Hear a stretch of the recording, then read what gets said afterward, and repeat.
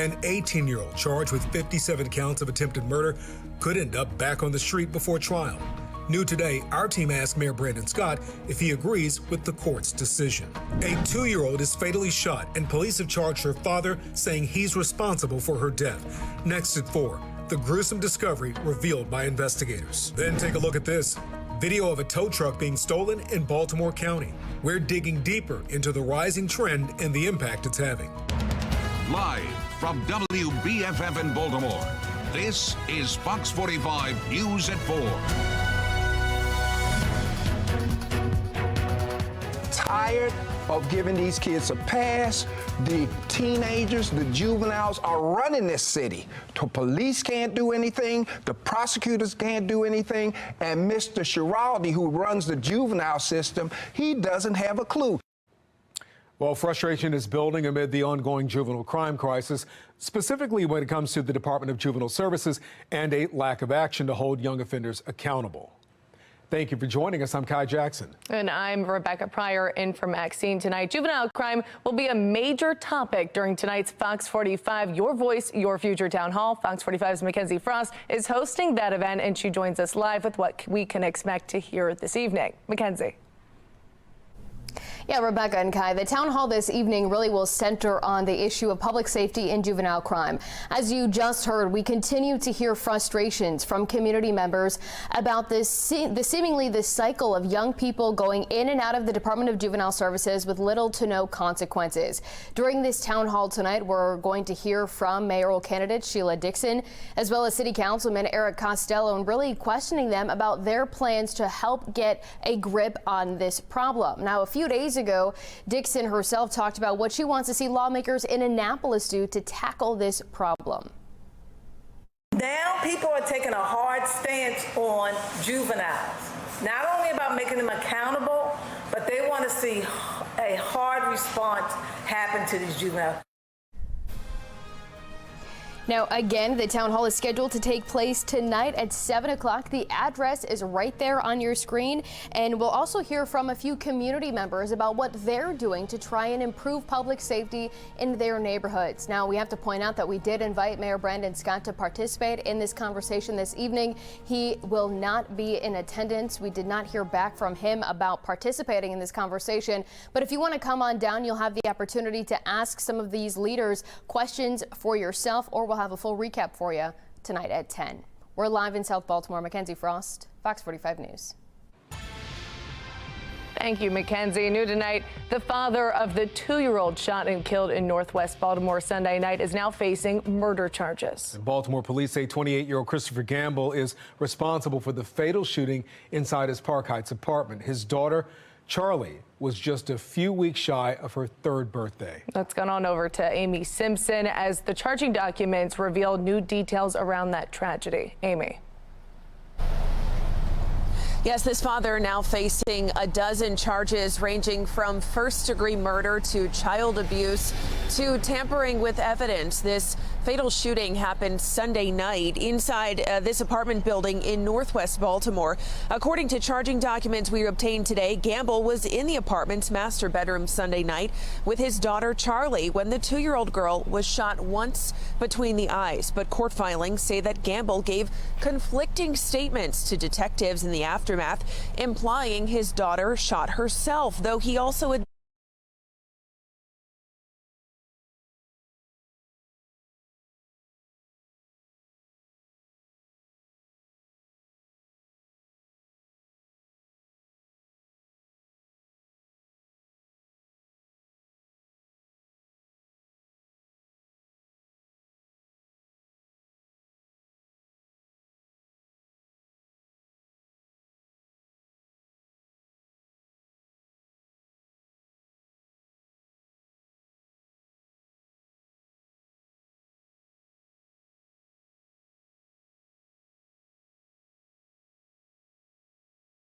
a member of the court. It is not my job to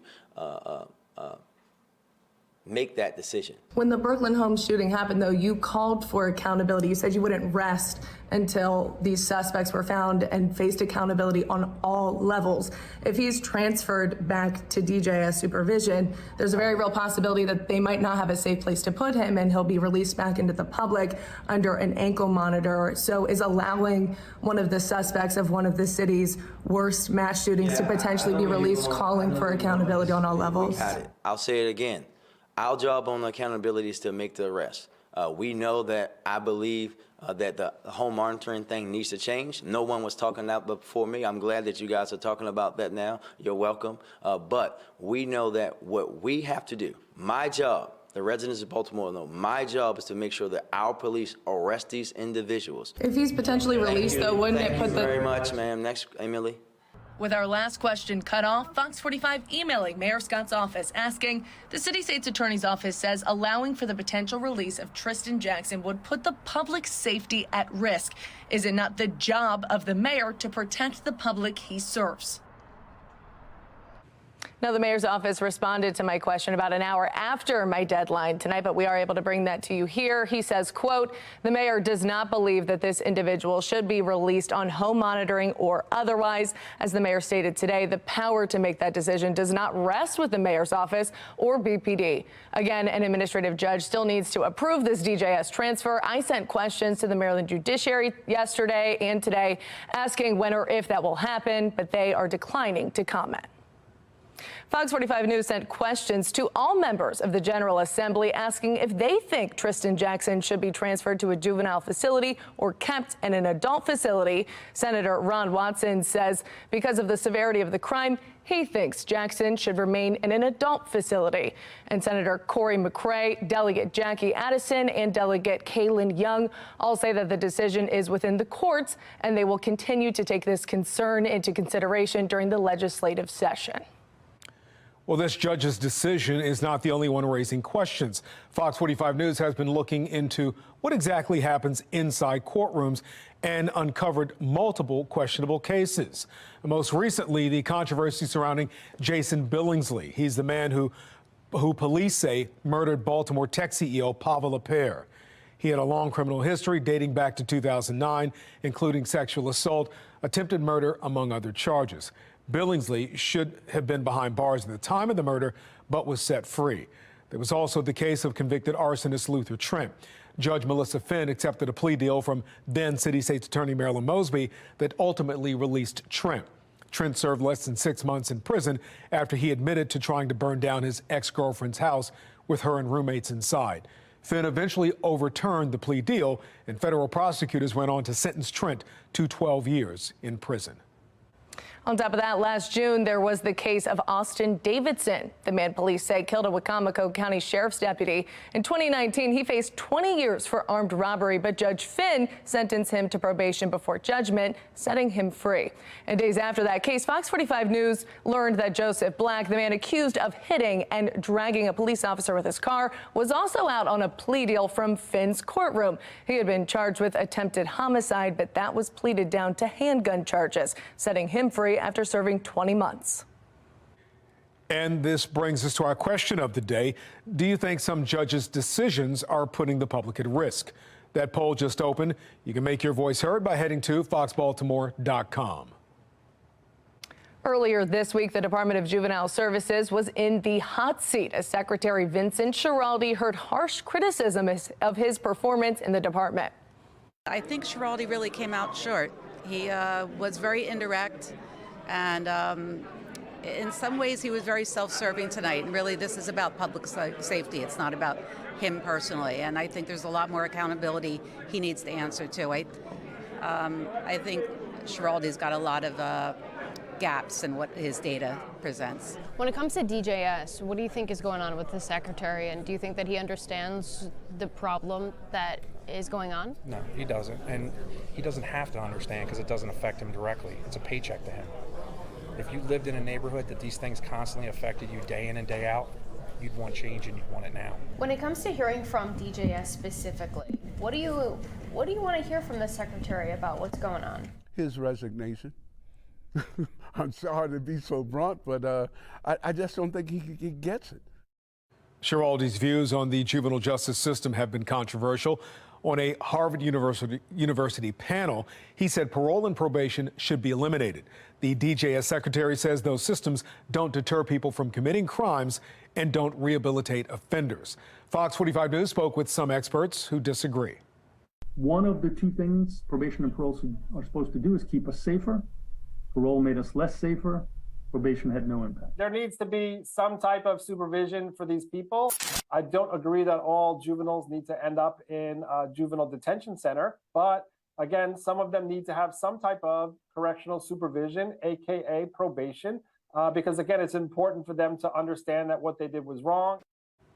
Secretary Schiraldi has said young people should be kept out of the adult prison system until they turn 25 because scientists have determined the human brain isn't fully developed until the age of 25. Governor Wes Moore has called Schiraldi a reformer for his views. Others disagree. You're basically saying up until the age of 25, which is what he wants to do, you get a free ride. Unfortunately, legislators, lawmakers, have decided that it's better to support the lawbreakers rather than those who are enforcing the law. DJS is facing questions about how it keeps track of children in the system. A Fox 45 investigation revealed the department has 14 staff members to look after more than 100 kids. That's nearly a 1-to-9 ratio. Now, many of those not at a detention facility are under home monitoring, but often they don't face serious consequences for violating the terms of home monitoring until the third or fourth offense. Prosecutors argue that's not a strong enough deterrent to crime. If you feel your juvenile crime concerns aren't being heard, you can reach out to your lawmakers. House Speaker Adrian Jones and Senate President Bill Ferguson are two of the most powerful voices in Annapolis. Their phone numbers and email addresses are on your screen. Still ahead, the leader of Hamas is making a surprise visit to Egypt. What officials say it could mean. I'm Kayla Gaskins. Coming up, reaction to Hunter Biden returning to Washington on Marine One just a week after defying a congressional subpoena.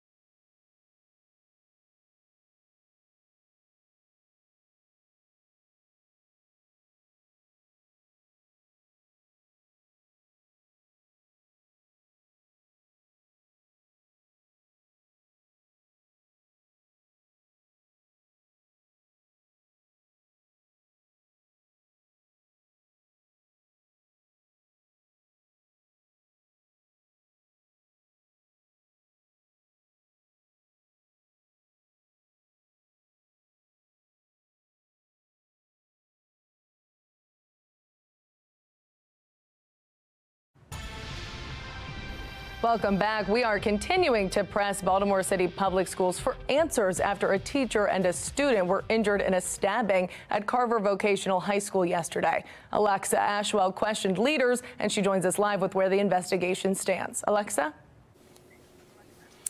Yes, Rebecca, just within the past 30 minutes, the district confirmed that student who was taken into custody has been charged with aggravated assault. We want to show you the scene yesterday outside Carver Vocational High School around 1 yesterday afternoon. Officials say the school went into lockdown after a student and a teacher were injured by another student armed with a sharp object. According to the district, both victims suffered cuts while trying to intervene in a fight that had broken out between students.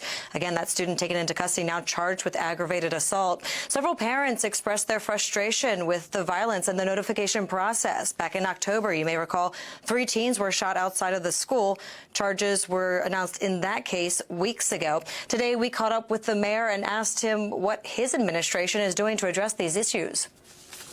And we're going to continue to support them to make sure that they have the resources that they need, but also that we're holding those people accountable. I know that notifications were sent out. I had people calling me about it. Now, this isn't the only incident making headlines. At 5:30, the action one elementary school parent is taking after she says her son was assaulted inside of his school. Alexa Ashwell, Fox 45 News. It's been another pretty nice day today with plenty of sunshine, and even now still seeing those nice and mostly sunny skies. Temperatures around 47, pretty mild for this time of year. Winds are out of the northwest around 6 miles per hour, so light, pretty quiet and calm around the state. Most of us are seeing temperatures in the 40s with sunshine throughout.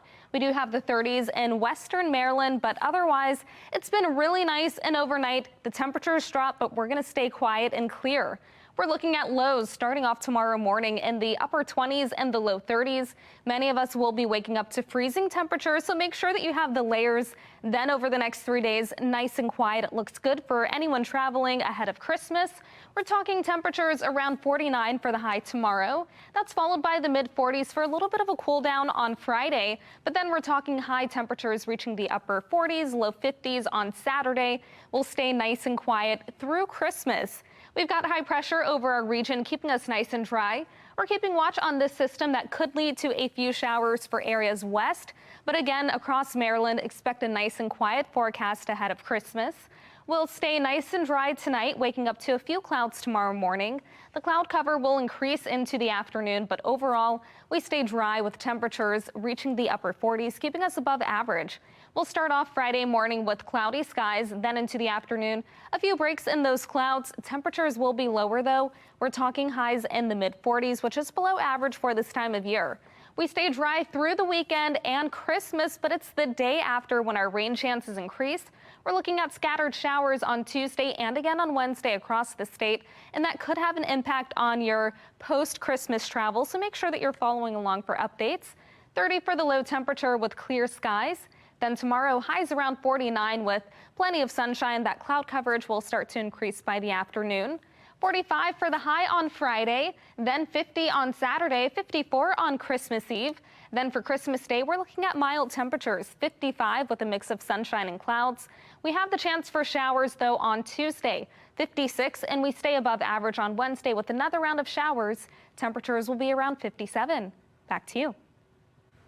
Thank you, Jasmine. Coming up after the break, Hunter Biden takes a trip to Washington, D.C. Why the family visit is sparking outrage from critics. Plus, a new form of car thefts is coming to light. Victims describing the moments that their tow truck was stolen.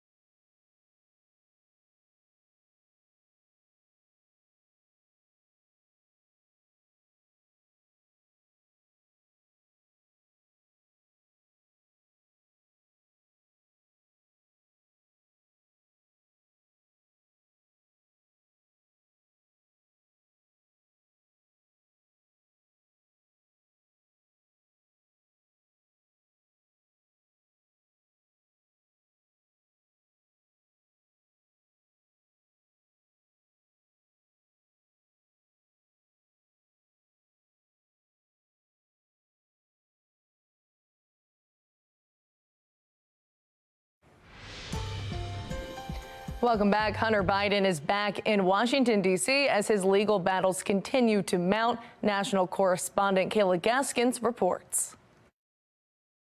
Hunter Biden re-emerging in Washington for a visit at the White House, barely a week after snubbing a congressional subpoena. The first son is facing possible contempt of Congress charges as he hopped off Marine One with his father. Critics zeroing in on the fact the White House left Hunter Biden's name off the passenger list they provide to the public. Reporters pressing White House Press Secretary Karine Jean-Pierre. Why does the president think it's appropriate that taxpayer dollars should be used to fly him around when he's been indicted? Jean-Pierre saying the White House has no plans to announce Hunter Biden's presence on Marine One moving forward. That's something that we've never done. This is the family. The family gets to travel with the president, and that's been the case with every other president. And so it's not something that we have done or we would be doing moving forward. In step with this administration's visitor policy, which states they would not release records related to strictly personal guests. Biden's visitor log policy resembles that of President Obama, who also did not disclose personal guests. President Trump did away with public visitor logs altogether while he was in office, citing national security concerns, and received a windfall of backlash at the time. Now, critics argue Hunter Biden's presence at the White House is important because of his mounting pile of legal troubles. The pending contempt of Congress charge is connected to the House GOP's impeachment inquiry into President Biden amid allegations of influence peddling. It kind of lays out a pattern that he has disregarded the law, he has disregarded authority, he thinks he's special. Hunter Biden will be in court January 11th to enter a plea for federal tax charges in California. He's also facing federal gun charges in Delaware. I'm Kayla Gaskins reporting.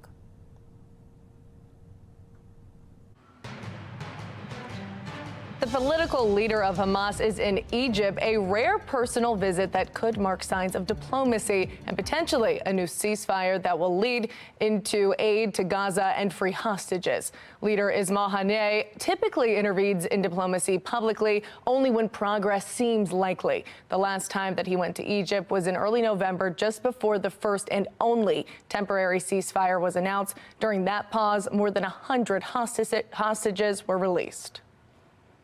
We asked you if you believe Israel should continue fighting until Hamas is eliminated. 12,000 people from more than 70 cities weighed in. 88% of them said yes. Fox 45 News confirms a student that was with 3 guns at Dunbar High School today. This student was arrested and taken to juvenile booking. This is just the latest violent incident at Dunbar this year. A 12-year-old boy was shot outside of a football game in September. A window was hit by a gunfire just weeks after that. Our Jeff Abel will have a live report coming up on Fox 45 News at 10. And coming up after the break, juveniles coming up with creative new ways to steal cars in Baltimore City, the alarming incident sparking concerns. The 2024 presidential election shaken up by a Colorado Supreme Court ruling. I'm Atrell Nashar with a look at whether it's hurting or helping Trump.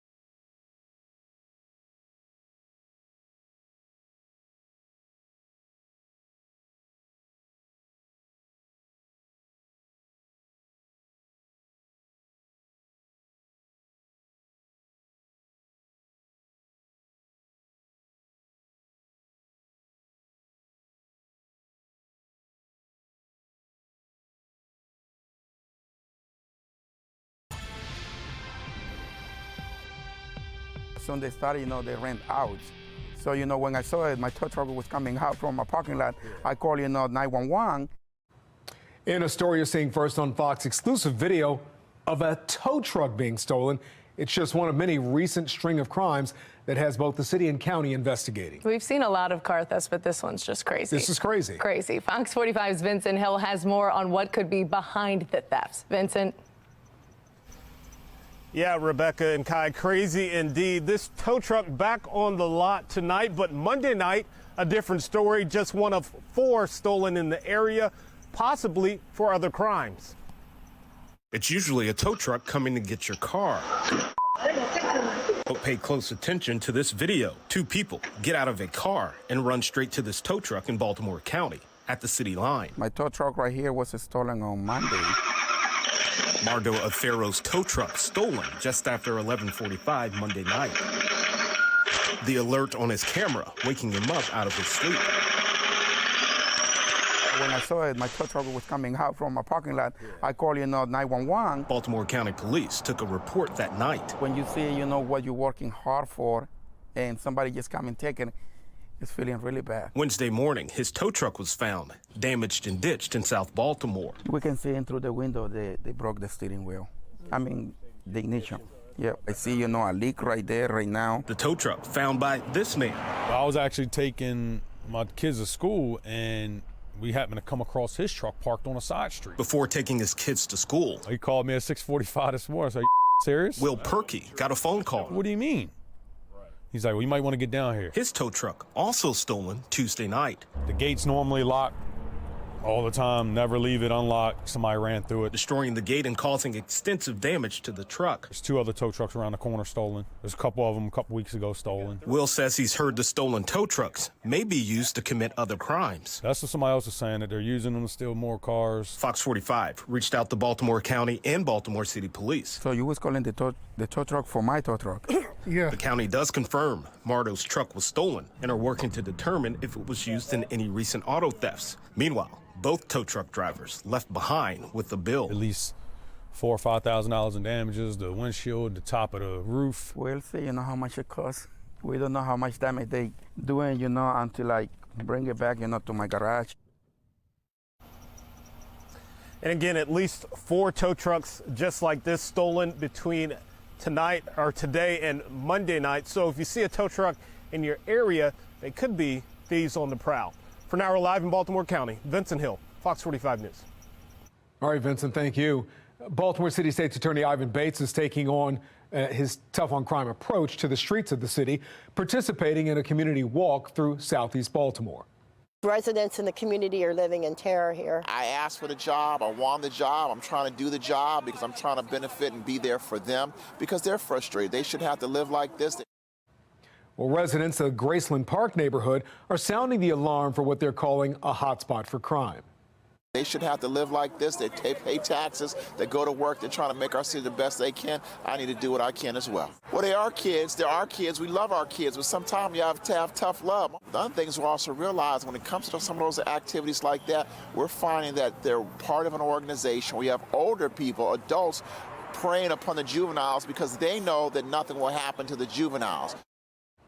Now, Bates' comments on youth crime highlights a rift between prosecutors and lawmakers about juvenile justice laws. We have heard from more than a dozen top prosecutors across Maryland saying that the laws on the books leave their hands tied. They argue young people aren't being held accountable. Now, prosecutors are also putting part of the blame on the Department of Juvenile Services. They're asking DJS to notify courts when a young person violates home monitoring. At the Public Safety Town Hall earlier this week, a deputy city state's attorney criticized how DJS handles the children in its custody. Fox 45's Megan Gillen spoke with lifelong residents on the heated back and forth. And tonight to the heated back and forth between the Department of Juvenile Services and the city state's attorney's office this week. It happened during a town hall on juvenile crime hosted by Senate President Bill Ferguson. Lifelong Baltimore resident Pastor P.M. Smith now weighing in on the exchange. teenagers, the juveniles are running this city. The police can't do anything, the prosecutors can't do anything, and Mr. Schiraldi, who runs the juvenile system, he doesn't have a clue. He's not a parent. Has he raised children? No. And let's take it to the logical conclusion. Mr. Schiraldi, what were you doing between 18 and 25? What were you doing until you were 25? And again, if you're not developed in mind until 25, you don't get married, you don't borrow money, you don't buy marijuana, you don't get alcohol, you don't buy alcohol, you don't get a driver's license. You can find all of our past reporting on this on foxbaltimore.com. I'm Megan Gillen, Fox 45 News.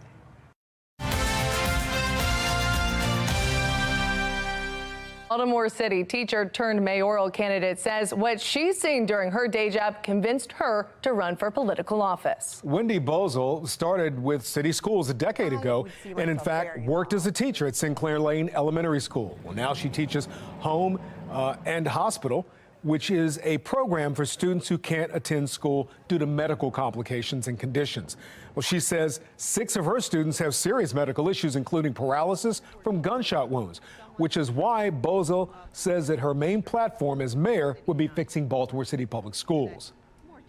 If you look at the people that are in our prisons right now, most of them they don't have a high school education. And so what other choice do you have? It's crime. So if you want to stop crime, you have to change our school system and make sure kids go. Tonight on Fox 45 News at 10, the 2 main problems in Baltimore City schools that this teacher says must be corrected immediately. Let's take a look right now at the Fox 45 quad box. On the top left, the man charged in rapper Tupac Shakur's murder wants to be on house arrest before his trial. Dwayne Davis was arrested in September for allegedly playing a role in the 1996 drive-by shooting that killed Tupac.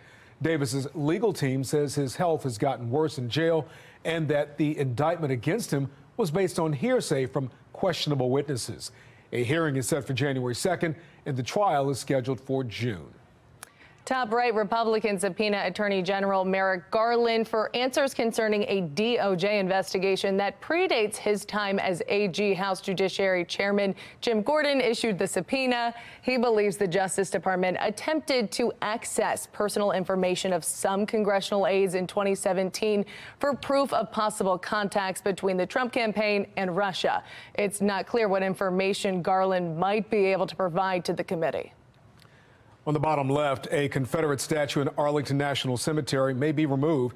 That's what a federal judge says after a brief pause to consider an emergency injunction to block its removal. Well, some claimed adjacent grave sites were being desecrated. The judge made a personal visit and says that isn't the case. An independent commission recommended its removal last year. Work should be completed by week's end. And bottom right, Rite Aid could be banned from using facial recognition software for 5 years. The Federal Trade Commission proposed the move to settle allegations that the company improperly used the tech to ID shoplifters from 2012 to 2020. Rite Aid officials say that they're happy to reach a settlement, but don't agree with the allegations.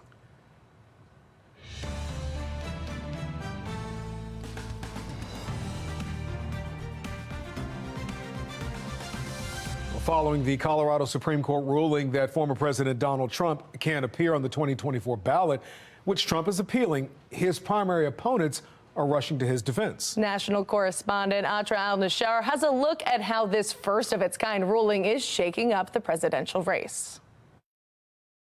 The field of Republican presidential primary candidates running against former President Trump now running to his defense after a Colorado Supreme Court ruling that could keep him off the state's 2024 ballot. I pledge to withdraw from the Colorado GOP primary ballot unless and until Trump's name is restored. There was no trial on any of this. They basically just said, what, you can't be on the ballot? I mean, how does that work? We don't need to have judges making these decisions. We need voters to make these decisions. I don't believe that it's good for our country if he's precluded from the ballot by a court. The Trump campaign immediately saying it will appeal the ruling, expected to land at the U.S. Supreme Court. A Trump campaign spokesman claiming the Colorado justices are biased and says the Democratic Party, quote, lost faith in the failed Biden presidency and are now doing everything they can to stop the American voters from throwing them out of office next November.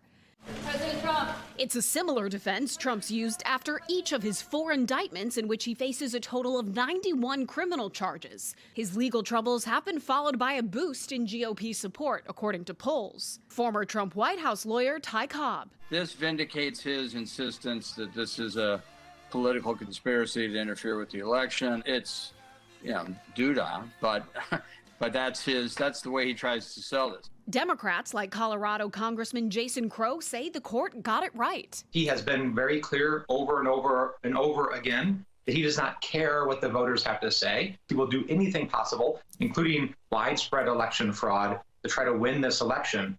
And there are safeguards in place to prevent that, and that's what this case was about. As for the Biden campaign's reaction, they say they're not going to comment on ongoing litigation and that they're prepared for whoever wins the Republican primary. In Washington, I'm Atrel Nashar. It seems that our prompter seems to be broken, so I'm going to step out of the shot here momentarily. Despite a state court ruling Donald Trump incited an insurrection, that and several other legal troubles surrounding him don't seem to be hurting him in the polls. According to a recent New York Times Siena College poll, support for the former president is so thorough that 62% of Republican voters think he should be the GOP nominee for president, even if he's convicted of a federal crime. 83% of Republicans think Trump's prosecutions are politically motivated.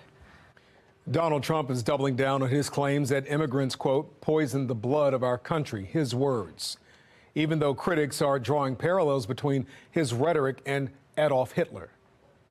And it's true. They're destroying the blood of our country. That's what they're doing. They're destroying our country. They don't like it when I said that. And I never read Mein Kampf. They said, oh, Hitler said that in a much different way. In Hitler's manifesto, Mein Kampf, he wrote, quote, all great cultures of the past perished only because the original creative race died out from blood poisoning. The former president addressed the criticism at a campaign event in Iowa, adding that immigrants in the country illegally could, quote, bring in disease and crime to the United States. The Biden campaign and Democrats seized on the comments, saying Trump will rule as a dictator if he's reelected and threaten democracy. Coming up after the break, the holiday season means giving to those in need, the organization that wants to provide home-cooked meals. Plus, bring your loved ones the most creative desserts this holiday season. Fox 45 News is giving you tips on how to perfectly decorate your desserts. And we're getting ready for the first day of winter tomorrow. And on average, the temperature is in the mid-40s. However, we're getting ready for a nice warm up into the weekend, and it's going to feel more like late winter. I'll let you know how high the temperatures get and what to expect for Christmas in my Weather Authority forecast.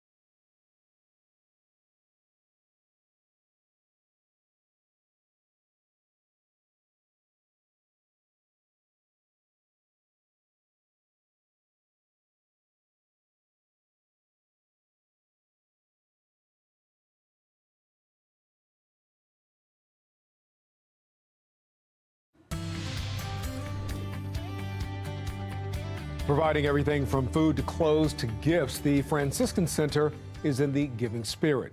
Be More lifestyle host Mark Clark was at the center with a look at what they're doing for the Christmas season. And with the Franciscan Center, and Chef Dominique is here with us, of course, with the 24 hours of food is going down starting now. Starting tomorrow. Starting tomorrow. Okay, well, tell us about it. The Food-a-thon is our annual tradition. This is our 4th year running. With this tradition, we feed the community for 24 hours straight, starting Thursday the 21st, 10 a.m. until Friday, 10 a.m. on the 22nd. We feed the nursing homes, senior centers, EMTs, police department, and the fire department as well. I love it, man. We ship the meals to them, that way they don't have to come off their routes and come to us. I know it's delicious. I see chicken tenders. I see James over here with the meat rub, getting it tenderized. We got, a whole slab some over chicken, there. some candy yams, some coffee rub briskets, some brown sugar glazed ham, some jerk turkey and not jerk turkey. Mm-hmm. Some collard greens. We got some red beans and rice. All right, wait a minute. I hear, now who's in charge of the collard greens? Oh, collard green, Chef Will right there. I can tell Chef Will, look at him. Okay, he been doing collard greens since 1967. A great cause, a great group of guys and ladies, and again, it's the holiday seasons and we're celebrating. I'm Mark Clark, Fox 45 News. Thank you. Well, if you're looking to bake some sweet treats for the holidays, Fox 45 has you covered. This morning, we got a first-hand look at how you can perfectly decorate your holiday desserts. We always recommend going to a store, like Michael's, Joanne, places like that. Yes. You can get piping bags and piping tips. These are awesome, super helpful, and disposable too. I was just going to say, do you use the bags more than once or just one time for the bag? For these, you can just throw them out, but really it's great to have, you can get ones that are reusable. But if you want to fill that one with some frosting. What's great is then it's I always tell people it's like milking a cow. So hopefully you've done that before. No. And you just squeeze I've been to the state fair.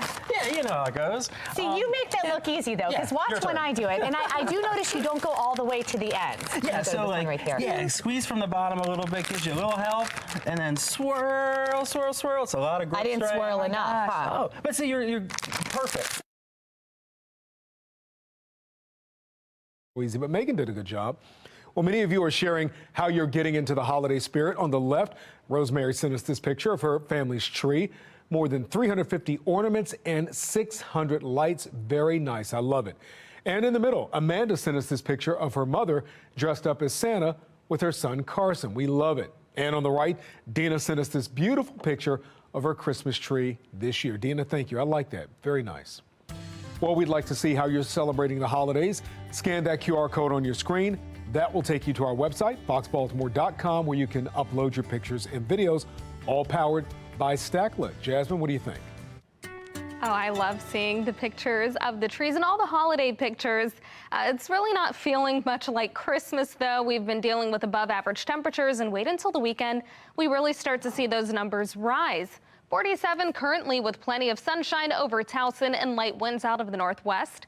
Around the state, temperatures are mostly in the 40s. Plenty of sunshine across the state and really across the region as we deal with a pretty quiet pattern. We have high pressure keeping us dry and providing us with those nice and sunny skies. We're keeping watch on this next weather maker that could lead to a few showers to our west. But across Maryland, we're looking at a pretty dry forecast. First overnight, it gets cold as temperatures drop to the upper 20s and the low 30s. We're talking clear skies across the state. And then tomorrow, a few more clouds move in as temperatures rise to the upper 40s and the low 50s, above average for the first day of winter. Then the mid 40s as we head into Friday. We're looking at the upper 40s and low 50s on Saturday, and we stay quiet over the next 3 days. Good news for holiday travelers. Notice on the future scan, tomorrow morning we wake up to plenty of sunshine before the clouds move in by the afternoon. Our temperatures still rise above average. We'll have those cloudy skies continue overnight and into Friday morning. By the afternoon, a few breaks in the clouds as temperatures stay below average, reaching the mid 40s. Will remain dry through Christmas Day, and then it's the next day that follows when we have our chance for showers. We have another chance for scattered showers on Wednesday, so through the holiday, we stay nice and dry. 30 for the low temperature. We'll stay clear and cold. Then tomorrow, high temperatures reach 49 with more clouds moving in by the afternoon. We'll be in the mid-40s on Friday, then 50 for Saturday, 54 and well above average on Sunday. It looks pretty good for Christmas Day. Temperatures will reach the mid-50s, keeping us above average. We'll have a mix of sunshine and clouds, and then after that, the next weather maker brings showers to the state. 56 for the high on Tuesday, 57 on Wednesday. Back to you. Jasmine, thank you. Coming up on Fox 45 News at 5 o'clock, lawmakers pass a crucial travel bill ahead of Christmas. What it will mean for your holiday travel plans. It is a new safety device used for a common heart procedure. I'm Liz Bonus. What kind of a difference it could make, we explain just ahead.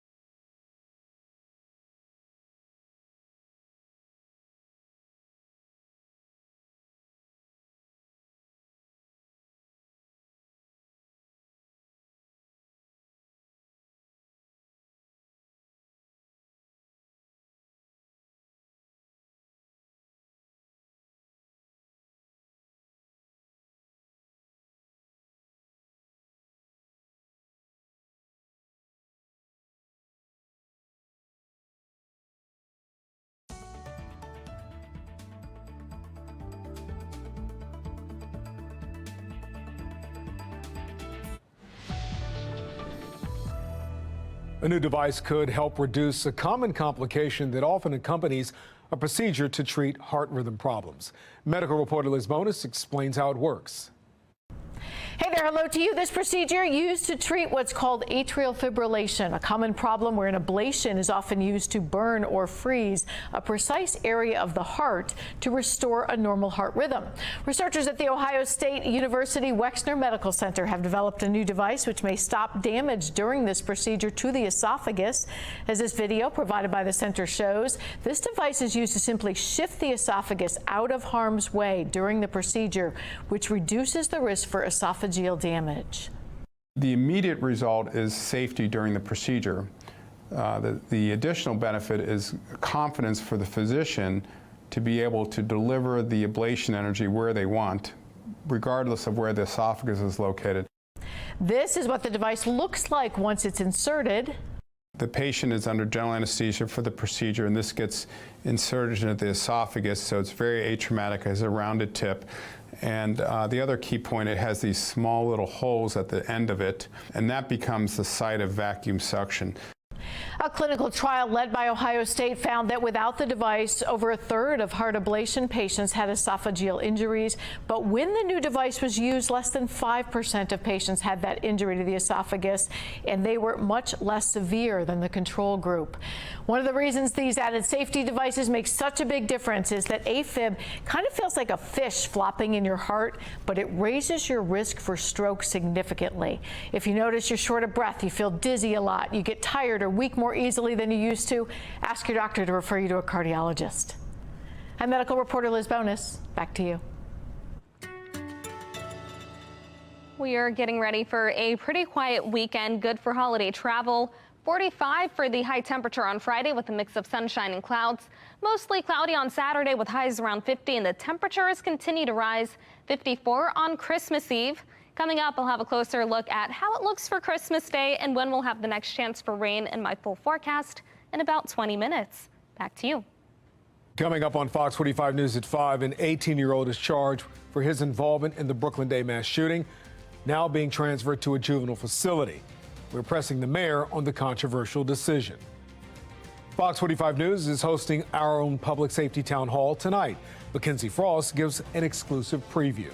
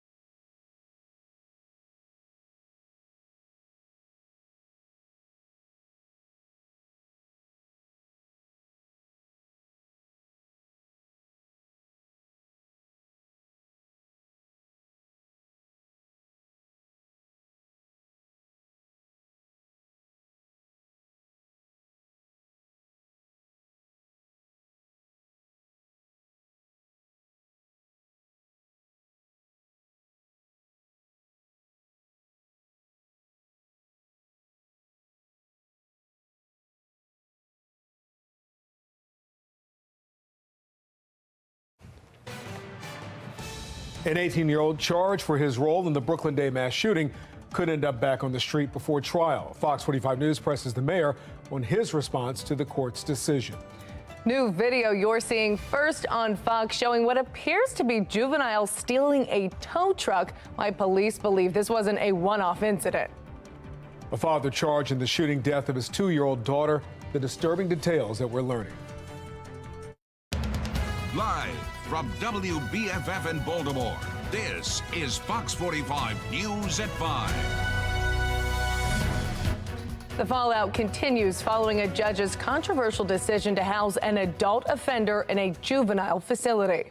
Now, this comes as Fox 45 hears from parents, police, and prosecutors frustrated when it comes to the Department of Juvenile Services and what they say is a lack of action to hold young offenders accountable.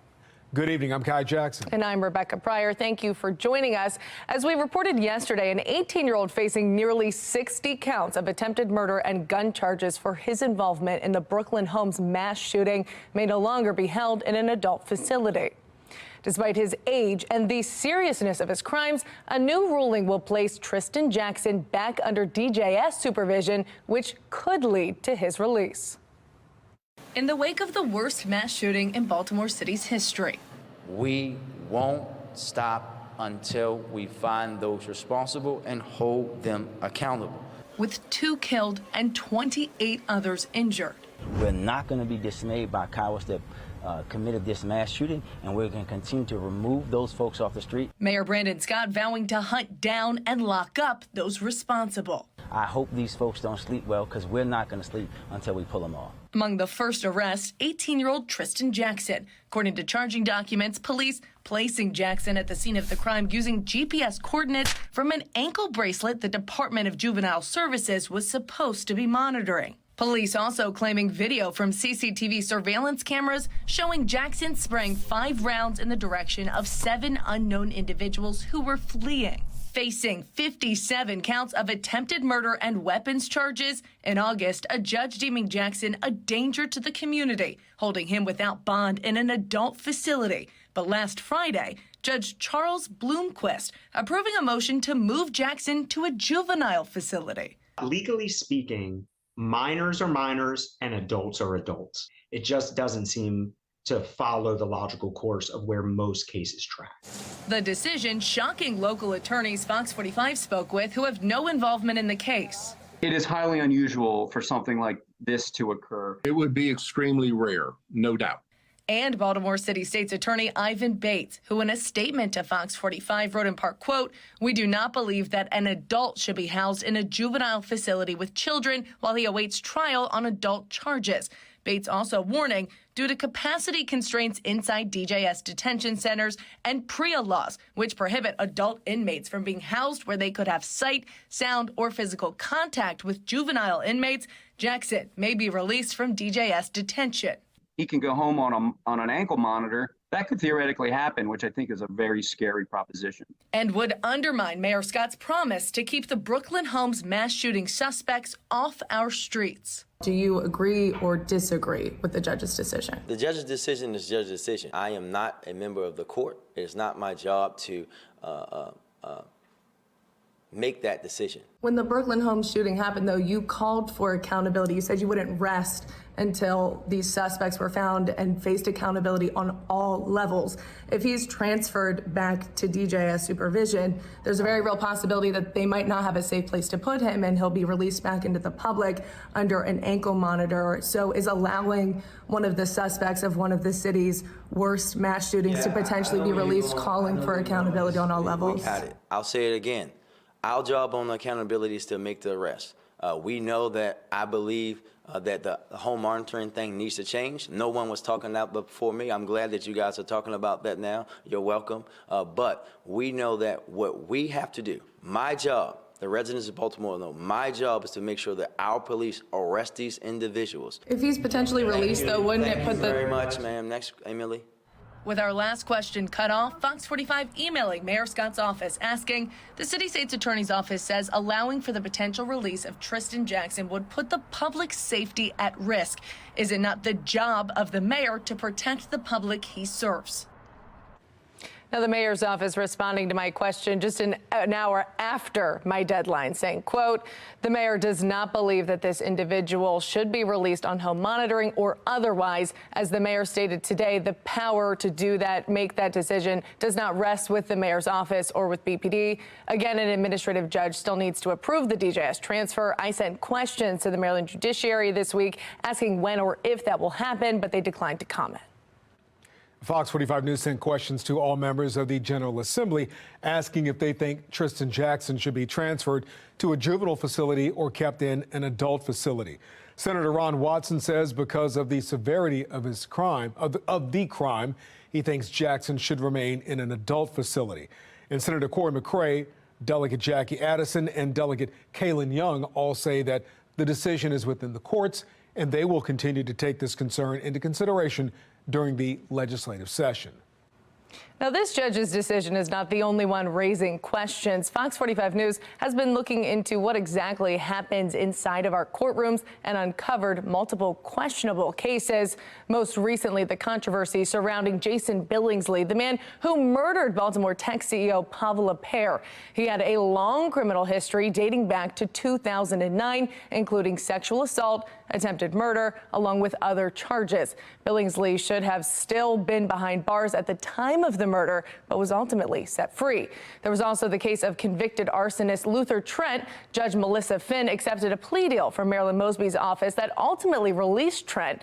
Trent served less than 6 months in jail after he admitted to trying to burn down his ex-girlfriend's house with her and her roommate still inside. Finn eventually overturned that plea deal. Federal prosecutors went on to sentence Trent to 12 years in prison. Last June, there was the case of Austin Davidson, the man police say killed a Wicomico County sheriff's deputy. In 2019, he faced 20 years in prison for armed robbery, but Judge Melissa Finn sentenced him to probation before judgment, setting him free. Days after that case, Fox 45 News learned Joseph Black, the man accused of hitting and dragging an officer with his car, was also out on a plea deal from Finn's courtroom. He'd been charged with attempted homicide, but that was pled down to handgun charges, setting him free after serving 20 months. That brings us to our question of the day. Do you think some judges' decisions are putting the public at risk? Right now, 98% of those who voted say yes. You can make your voice heard by going to foxbaltimore.com. Earlier this week, the Department of Juvenile Services was in the hot seat as Secretary Vincent Schiraldi heard harsh criticism as his performance of the department. I think Schiraldi really came out short. He was very indirect, and in some ways he was very self-serving tonight. And really, this is about public safety. It's not about him personally. And I think there's a lot more accountability he needs to answer to. I think Schiraldi's got a lot of gaps in what his data presents. When it comes to DJS, what do you think is going on with the secretary, and do you think that he understands the problem that is going on? No, he doesn't, and he doesn't have to understand because it doesn't affect him directly. It's a paycheck to him. If you lived in a neighborhood that these things constantly affected you day in and day out, you'd want change and you'd want it now. When it comes to hearing from DJS specifically, what do you want to hear from the secretary about what's going on? His resignation. I'm sorry to be so blunt, but I just don't think he gets it. Well, Secretary Schiraldi's views on the juvenile justice system have been controversial. On a Harvard University panel, he said parole and probation should be eliminated. The DJS secretary says those systems don't deter people from committing crimes and don't rehabilitate offenders. Fox 45 News spoke with some experts who disagree. One of the two things probation and parole are supposed to do is keep us safer. Parole made us less safer. Probation had no impact. There needs to be some type of supervision for these people. I don't agree that all juveniles need to end up in a juvenile detention center, but again, some of them need to have some type of correctional supervision, aka probation, because again, it's important for them to understand that what they did was wrong. Well, Schiraldi has said young people should be kept out of the adult prison system until they turn 25 because scientists have determined the human brain isn't fully developed until the age of 25. Governor Wes Moore has called Schiraldi a reformer for his views. Others disagree. You're basically saying up until the age of 25, which is what he wants to do, you get a free ride. Unfortunately, legislators, lawmakers, have decided that it's better to support the lawbreakers rather than those who are enforcing the law. DJS is also facing questions about how it keeps track of children in the system. A Fox 45 News investigation revealed the department has 14 staff members looking after more than 100 kids, nearly a 1-to-9 ratio. Many of those not at a detention facility are undergoing home monitoring, but often don't face serious consequences for violating those terms until the fourth offense or the third offense. Prosecutors argue that's not a strong enough deterrent to crime. Juvenile crime will be a major topic during tonight's Fox 45 Your Voice, Your Future Town Hall. Fox 45's Mackenzie Frost is hosting the event and joins us live with what we can expect to hear this evening. Mackenzie. Yeah, Rebecca, we're going to hear a lot about the concerns from the community, especially when it comes to juvenile crime. We've heard time and time again from parents, police, even prosecutors from around the state who are arguing that the current juvenile justice laws simply aren't working. And we have heard the complaints and the frustrations about how some people, especially in Baltimore City, feel like young people are simply cycling through the Department of Juvenile Services with little to no consequences. So tonight during this town hall, we're going to have City Councilman Eric Costello on the panel, as well as former Mayor Sheila Dixon, and we expect to ask several questions about what they plan to do to work on this issue and how they want to see lawmakers address these concerns. Now, we did invite Mayor Brandon Scott to participate in this conversation, but he will not be here to listen to constituents' concerns. And a few days ago, the former Mayor Sheila Dixon spoke out about what she wants to see lawmakers do to address this problem. Now people are taking a hard stance on juveniles. Not only about making them accountable, but they want to see a hard response happen to these juveniles. The town hall is scheduled to take place tonight at 7 o'clock at Leadenhall Baptist Church. We'll also hear from a few community members to hear how they're working on public safety in their neighborhoods and working together to move this plan forward. If you want to come and ask questions, again at 7 o'clock, we're going from 7 to 8:30, and we'll also have a full recap for you tonight at 10. We're live in South Baltimore. Mackenzie Frost, Fox 45 News. Thank you, Mackenzie. And if you feel your juvenile crime concerns aren't being heard, reach out to your lawmakers. House Speaker Adrian Jones and Senate President Bill Ferguson are two of the most powerful voices in Annapolis. Their phone numbers and email addresses are listed on your screen. We're following breaking news. Fox 45 News has confirmed a student was found with 3 guns at Dunbar High School today. The student was arrested and taken to juvenile booking. This is just the latest violent incident at Dunbar this year. A 12-year-old boy was shot outside of a football game in September. Then a window was hit by gunfire just weeks after that. Our Jeff Abel will have a live report coming up on Fox 45 News at 10. Soon they started, they ran out. So, when I saw it, my tow truck was coming out from a parking lot. I called, 911. In a story you're seeing first on Fox, exclusive video of a tow truck being stolen, and it is just one of many in a recent string that both Baltimore City and County are investigating. Fox 45's Vincent Hill has more on what could be behind the thefts. Vincent?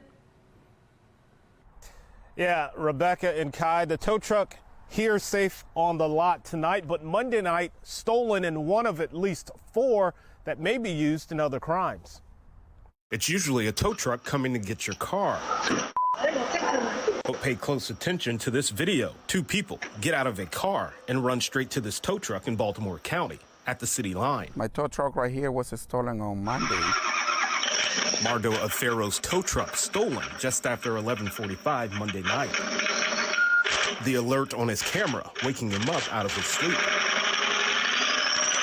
When I saw it, my tow truck was coming out from a parking lot. I called, 911. Baltimore County Police took a report that night. When you see, what you're working hard for, and somebody just come and take it, it's feeling really bad. Wednesday morning, his tow truck was found, damaged and ditched in South Baltimore. We can see in through the window, they broke the steering wheel. The ignition. Yeah, I see, a leak right there, right now. The tow truck found by this man. I was actually taking my kids to school, and we happened to come across his truck parked on a side street. Before taking his kids to school. He called me at 6:45 this morning. I said, serious? Will Perkey got a phone call. What do you mean? He's like, well, you might want to get down here. His tow truck also stolen Tuesday night. The gate's normally locked all the time, never leave it unlocked. Somebody ran through it. Destroying the gate and causing extensive damage to the truck. There's 2 other tow trucks around the corner stolen. There's a couple of them a couple weeks ago stolen. Will says he's heard the stolen tow trucks may be used to commit other crimes. That's what somebody else is saying, that they're using them to steal more cars. Fox 45 reached out to Baltimore County and Baltimore City Police. So you was calling the tow truck for my tow truck? Yeah. The county does confirm Mardo's truck was stolen and are working to determine if it was used in any recent auto thefts. Meanwhile, both tow truck drivers left behind with the bill. At least $4,000 or $5,000 in damages, the windshield, the top of the roof. We'll see, how much it costs. We don't know how much damage they doing, until I bring it back, to my garage. So one thing to keep in mind, if you see a tow truck like this in your neighborhood, it could be thieves on the prowl. For now, we're live in Baltimore County. Vincent Hill, Fox 45 News. All right, Vincent, thank you. Coming up on Fox 45 News at 5 o'clock, a Colorado Supreme Court says former President Trump is barred from appearing on the state's ballot. We take a look at the legal fallout in Trump's next move. And after the break, a Baltimore man facing charges after his 2-year-old daughter was shot and killed. The heartbreaking details charging documents are revealing tonight. And we are getting ready for a cold night as temperatures drop to the upper 20s and the low 30s. Tomorrow, though, pretty mild for the first day of winter. I'll let you know how high the temperatures get and how it looks for holiday travel in my Weather Authority forecast.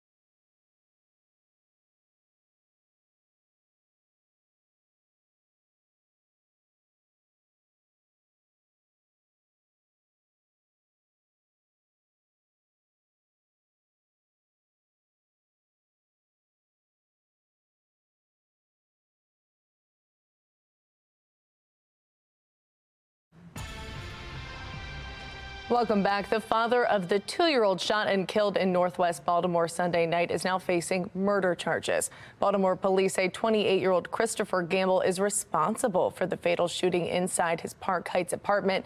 His daughter, Charlie, was just a few weeks shy of her 3rd birthday.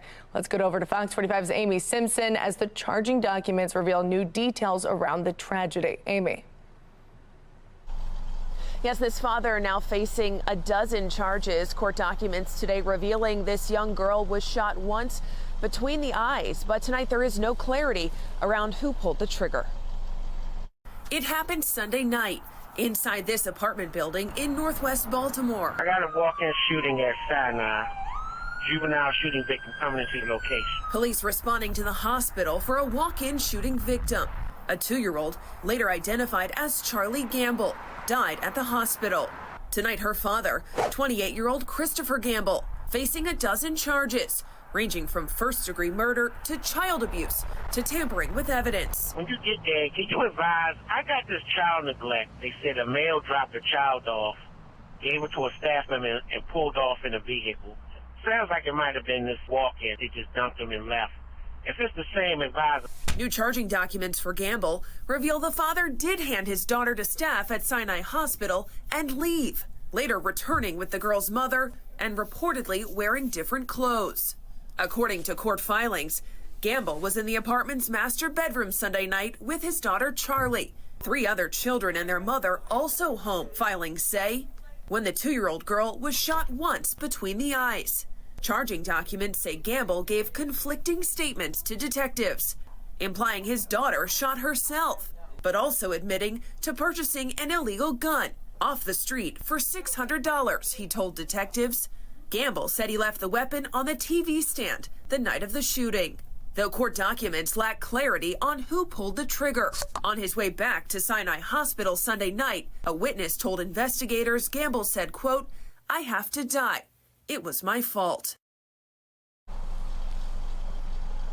And charging documents indicate that no weapon has been recovered. And when detectives reportedly asked the father what he did with the gun on Sunday night, he told them he doesn't know what happened to it or where it is now. Reporting live tonight, Amy Simpson, Fox 45 News. It's a beautiful evening. Take a look at the sunset over Baltimore. Absolutely stunning. Temperatures not too bad. 44 and clear with winds out of the north-northwest around 6 miles per hour. We're seeing clear skies around the state and temperatures in the 30s and 40s. It was fairly mild today thanks to high pressure over the region, keeping us dry, providing us with clear conditions. We're keeping watch on this system that could lead to a few showers a little bit farther to our west, but for Maryland, we're talking a dry forecast tonight and over the next few days through Christmas Day. We'll drop to the upper 20s and the low 30s, waking up to cold temperatures. Many will start with freezing numbers, so make sure that you are dressing in layers. By the afternoon, for the first day of winter, our temperatures will reach the upper 40s and possibly the low 50s for some. We're looking at a slight drop in numbers, 45 on Friday. And then for Saturday, temperatures around 50. We stay dry over the next 3 days, so for holiday travelers, it looks pretty good around the state and good around the region as well. We start off tomorrow morning with a few clouds, but that cloud coverage increases by the afternoon. Still, temperatures rise to above average numbers, reaching the upper 40s and low 50s. We'll keep the clouds overnight and wake up to mostly cloudy skies on Friday morning.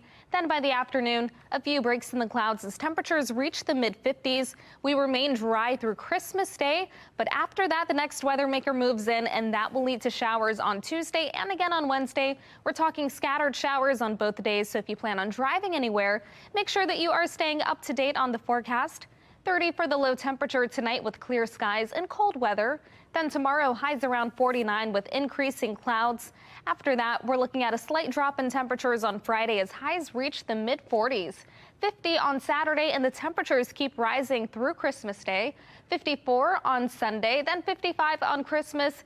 After that, we have our next weather makers moving in. 56 with scattered showers on Tuesday, 57 with more rain on Wednesday. Back to you. Donald Trump being taken off the ballot in one state for the 2024 election. Could it create legal chaos? Did Colorado overstep its authority? I'm Scott Thuman with a look at the legalities coming up.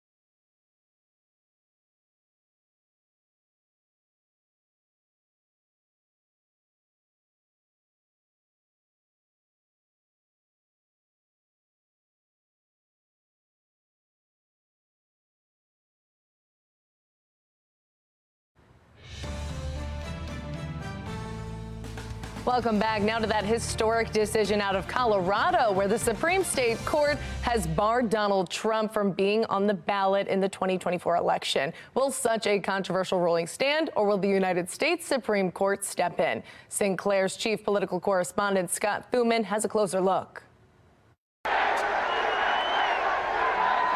For Donald Trump, the hurdles in returning to the White House a bit higher now after Colorado's Supreme Court ruled his role in January 6th and efforts to overturn the election amount to insurrection and essentially make him ineligible. Because he is disqualified, it would be a wrongful act to list him as a candidate on the primary ballot, the justices wrote. Our Constitution is clear that you become disqualified once you engage in the insurrection. There is no need for a specific finding by a court or a tribunal. But without Trump being fully tried in court, 3 of the 7 justices disagreeing. In the absence of an insurrection-related conviction, the 14th Amendment, they write, is not a proper cause of action. People hate Trump and are so scared of Trump that they'll do anything to prevent him from running. Constitutional lawyer and professor Alan Dershowitz. I am not a Trump supporter. I want him to lose the election fair and square.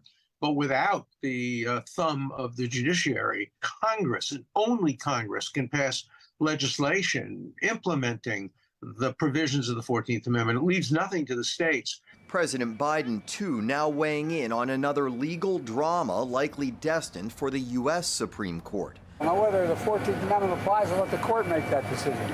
But he certainly supported an insurrection. Faith in both the courts and a fair ballot count, some argue, now appear hand in hand. We need to allow the voters to vote. We need to hear their decision.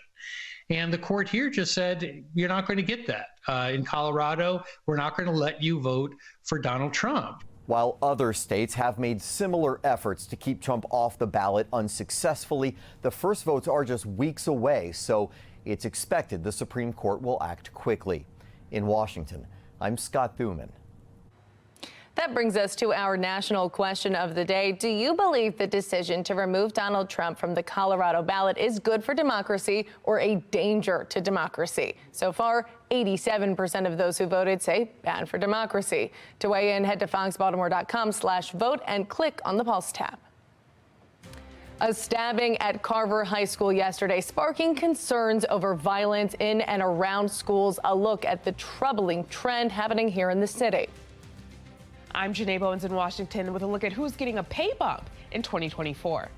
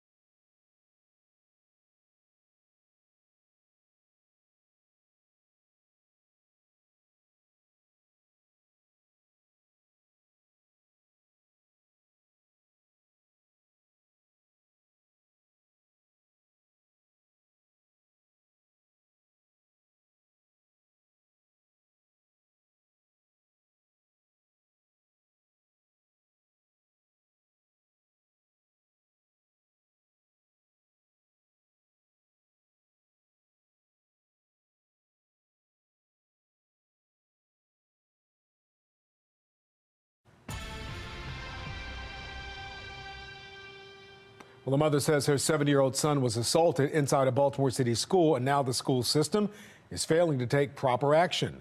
It's one of the latest reports of violence happening inside city schools. As Fox 45's Alexa Ashwell spoke with that mother and questioned the school system, she joins us live with their responses. Alexa? Yes, this mother says the district is failing to protect her son, and now a civil rights organization is joining her fight. Sharice Harper says she started recording this video. Why are you blocking the door? When she was stopped from entering Matthew Henson Elementary School, where her son is enrolled in the 2nd grade.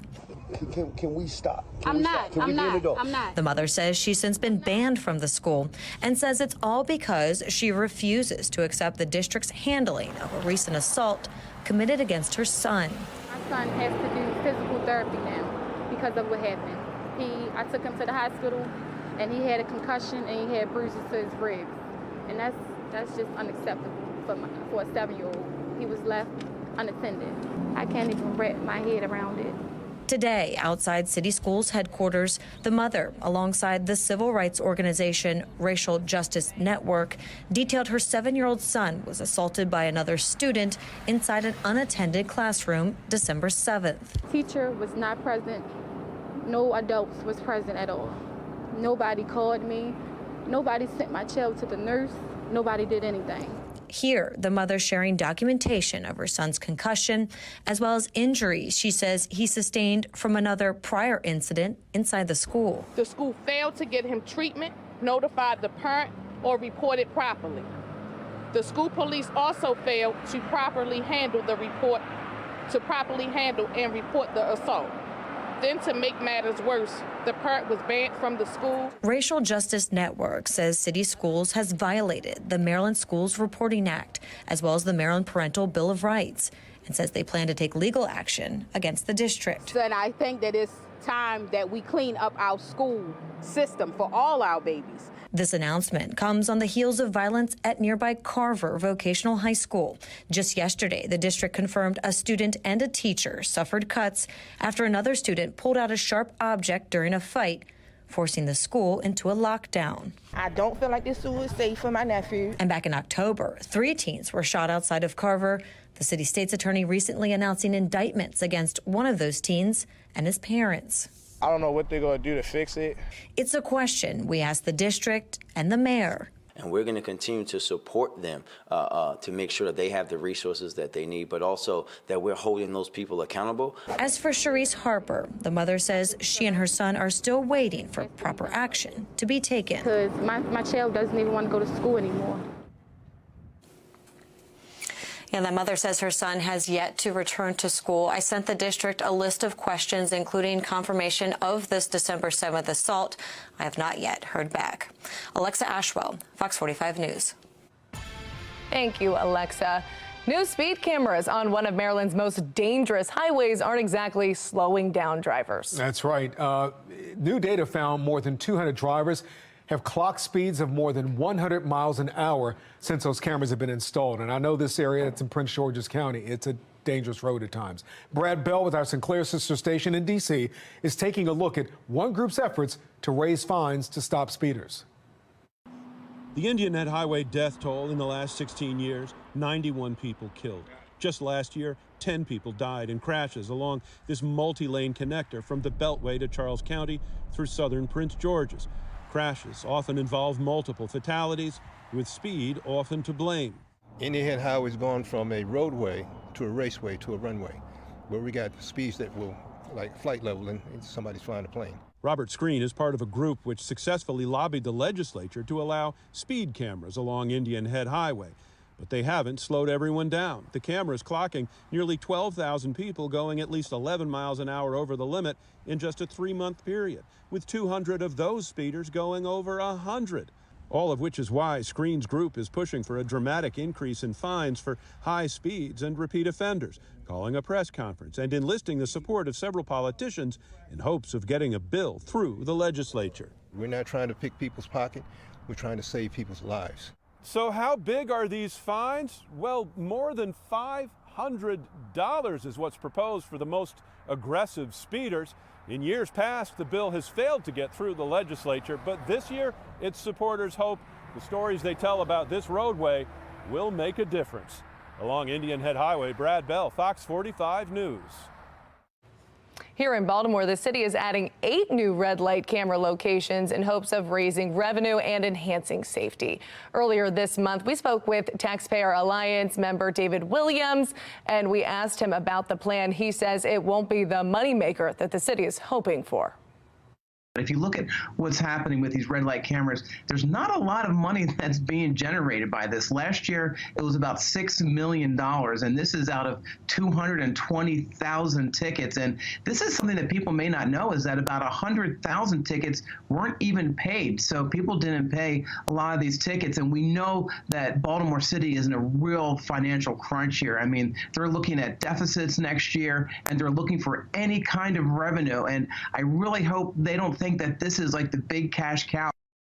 Williams says he believes it will cost the city more to maintain those cameras than it will bring in from tickets. A Baltimore City teacher turned mayoral candidate says what she's seen during her day job convinced her to run for political office. Wendy Basel started with city schools a decade ago, working as a teacher at Sinclair Lane Elementary School. She now teaches Home at Hospital, which is a program for students who can't attend school due to medical conditions. She says 6 of her students have serious medical issues, including paralysis from gunshot wounds, which is why Basel says her main platform as mayor would be fixing Baltimore City public schools. If you look at the people that are in our prisons right now, most of them they don't have a high school education. And so what other choice do you have? It's crime. So if you want to stop crime, you have to change our school system and make sure. Tonight on Fox 45 News at 10, the 2 main problems in Baltimore City schools that the teacher says must be corrected immediately. The Maryland Attorney General's office confirms today that a 21-year-old left in critical condition after Maryland police tased him has died. Laval Coleman died last week from his injuries sustained during an October encounter. Now, according to police, officers ordered him and another man to exit the car where they were sitting with guns and drugs. According to police, Coleman complied before hitting an officer and taking off. A corporal tased him after commanding him to stop. Coleman fell to the ground, hitting his head. Police declined Fox 45's request for comment. In Baltimore County, 1 person was rescued in an early morning fire in Woodlawn at around 6:30 this morning. The Baltimore County Fire Department tweeted that crews had arrived at a 3-story apartment building near Security Square Mall and saw fire coming from the 2nd floor. Right now, there are no injuries reported. The Red Cross of the National Capital and Greater Chesapeake region says that they will be assisting approximately 30 residents who are now displaced. Volunteers are providing water, food, and financial resources. You know, the new year could mean a pay bump for certain workers. The minimum wage is going up in more than 20 states. National correspondent Janae Bowens lays out whether the raise will be enough for people to keep up in today's economy. Wealth management advisor for First Financial Group, Randy Jones, says a bump in the minimum wage is a step in the right direction. I think it's a start. I don't know if it's really enough for everybody. The question of is it enough might depend on where you live. Michigan's minimum wage will go from $10.10 to $10.33. Now, I did some math. If a minimum wage worker works 40 hours per week the entire year, they'll take home around $19,800. According to research from Go Baking Rates, the living wage for a single person in Michigan is over $50,000. Going forward in the future, we'll be indexing the minimum wage for the first time ever to inflation, so families can finally start getting ahead. Now, New York minimum wage workers will see some bumps from $14.20 to $15, but in certain places like New York City, it'll go to $16. Even at $16 per hour, that's a little above $30,700 per year. For some people, they'll feel that it still needs to be more. For some people, they take what they can get currently. 25 states and Washington, D.C. will raise their minimum wage in 2024. And get this, beginning in April next year, California's minimum wage for their state's fast food workers will increase to $20 per hour, but that's still below what financial experts say is a living wage. In Washington, I'm Janae Bowens. Consumer confidence in the United States is at its highest level since July, according to a conference board report that was released today. The Business Group's Consumer Confidence Index jumped to 110% from a downwardly revised 101 in November. Economists say that the increase in consumer confidence is a sign of positive current business conditions and job availability and a more positive outlook on personal income. Still ahead, lawmakers pass a crucial travel bill before Christmas, what that means for you. And while most of us have off for the holidays, first responders are on the job. How one Rhode Island mother is showing her appreciation. And we are getting ready for the first day of winter tomorrow. Typically around this time of year, temperatures are in the mid-40s, but we're actually looking at a warm start to the season. I'll let you know how high temperatures get and what it looks like for Christmas in my Weather Authority forecast.